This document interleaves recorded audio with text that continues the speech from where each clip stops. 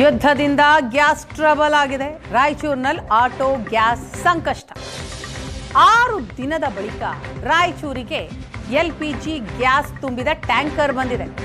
6 ದಿನದ ನಂತರ 3 ಕಿಲೋಮೀಟರ್ ಕ್ಯೂನಲ್ಲಿ ನಿಂತಿದ್ದಾರೆ ಆಟೋ ಚಾಲಕರು. 2,000ಕ್ಕೂ ಅಧಿಕ ಆಟೋಗಳು ಕ್ಯೂನಲ್ಲಿದ್ದಾವೆ. ಪ್ರತಿಯೊಂದು ಆಟೋಗೂ 500 ರೂಪಾಯಿ ಮಿತಿಯಲ್ಲಿ ಗ್ಯಾಸ್ ವಿತರಣೆ ಮಾಡಲಾಗ್ತಾ ಇದೆ. ದೃಶ್ಯದಲ್ಲಿ ನೋಡ್ತಾ ಇದ್ದೀವಿ, ರಾಯಚೂರಿನ ಚಿತ್ರಣ ಇದು. 6 ದಿನದ ನಂತರ LPG ಟ್ಯಾಂಕರ್ ರಾಯಚೂರಿಗೆ ಬಂದಿರೋದು. LPG gas tanker. ಆಹಾರ ಇಲಾಖೆ ಉಪನಿರ್ದೇಶಕರ ಸೂಚನೆಯ ಮೇರೆಗೆ 500 ರೂಪಾಯಿಯಂತೆ ಗ್ಯಾಸ್ ವಿತರಣೆ ಮಾಡಲಾಗ್ತಾ ಇದೆ. 7 ದಿನಗಳಲ್ಲಿ ಆಟೋ ಗ್ಯಾಸ್ ದರ 11 ರೂಪಾಯಿ 78 ಪೈಸೆ ಜಾಸ್ತಿ ಆಗಿದೆ. ಒಂದು ಕಡೆ ಗ್ಯಾಸ್ ಸಿಗ್ತಾ ಇಲ್ಲ. ಗ್ಯಾಸ್ ಸಿಗುತ್ತೆ ಅಂತಂದರೆ ಹೆಚ್ಚು ದರ ಕೊಡಲೇಬೇಕು ಅಂತಹ ಪರಿಸ್ಥಿತಿ.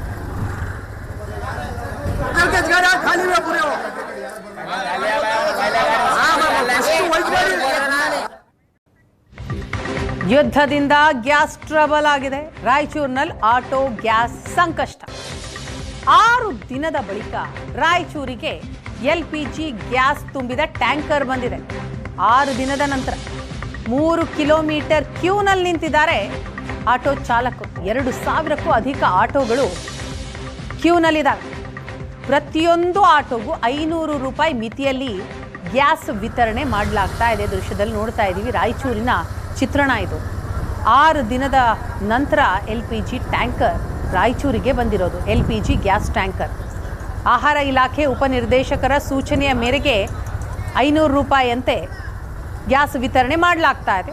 7 ದಿನಗಳಲ್ಲಿ ಆಟೋ ಗ್ಯಾಸ್ ದರ 11 ರೂಪಾಯಿ 78 ಪೈಸೆ ಜಾಸ್ತಿ ಆಗಿದೆ. ಒಂದು ಕಡೆ ಗ್ಯಾಸ್ ಸಿಗ್ತಾ ಇಲ್ಲ. ಗ್ಯಾಸ್ ಸಿಗುತ್ತೆ ಅಂತಂದರೆ ಹೆಚ್ಚು ದರ ಕೊಡಲೇಬೇಕು ಅಂತಹ ಪರಿಸ್ಥಿತಿ.